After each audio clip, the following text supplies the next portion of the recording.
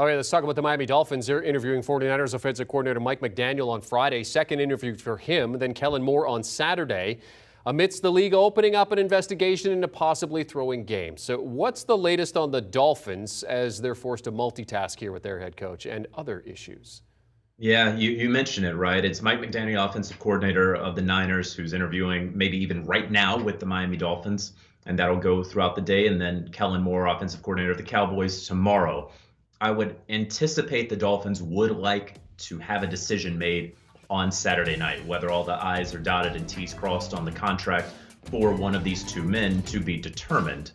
It's hard right now to figure out who the leading candidate is there, but I would expect if they are blown away by one of these two men that a decision can very well come on Saturday evening.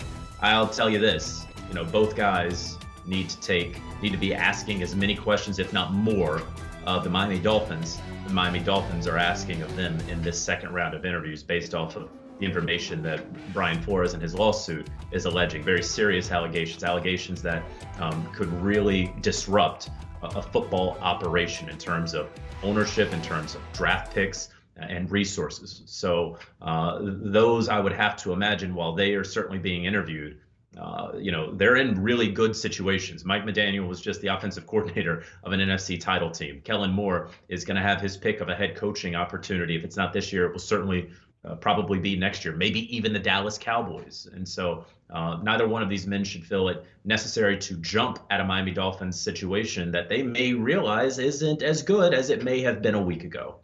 Yeah, JJ, I mean, we can't ignore the situation with the Dolphins and their former head coach, Brian Flores. Hugh Jackson came out this week saying he was asked to throw games.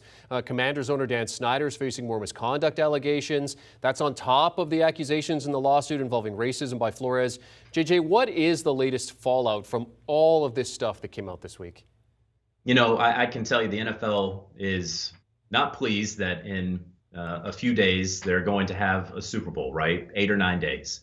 And the Super Bowl's like number 3 or 4 of what we are discussing right now around the league. It's not the Bengals and the Rams. It's a lawsuit alleging very serious allegations about racism, about competitive integrity of the game. Obviously, we have heard from the Denver Broncos and from John Elway. We've heard from the New York Giants. We've heard from Stephen Ross and the Miami Dolphins, all by way of statements. And those statements are all saying that they have done nothing wrong and they have stated their claims against Brian Flores and refuting those items.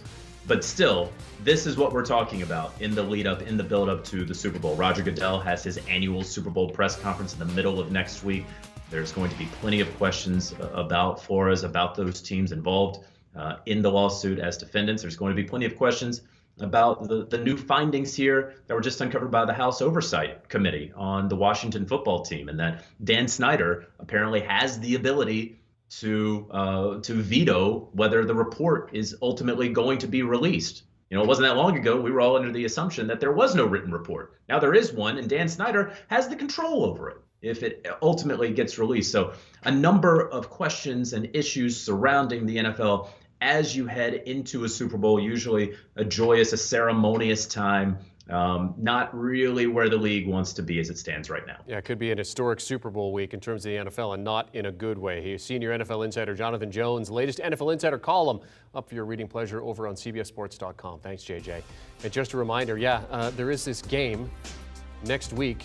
CBS Sports HQ will be at Super Bowl 56 all next week. Our Chris Hassel and Sherry Burris will be in LA all week long as the countdown to the big game ramps up next week. I feel like that thing's not really on the mountain. Coverage begins Monday and continues right up until. Do you want a sports network that delivers everything that matters about the game? The highlights, the picks, the instant analysis, no yelling, no fake debates, no politics. Hit the subscribe button and never miss a moment.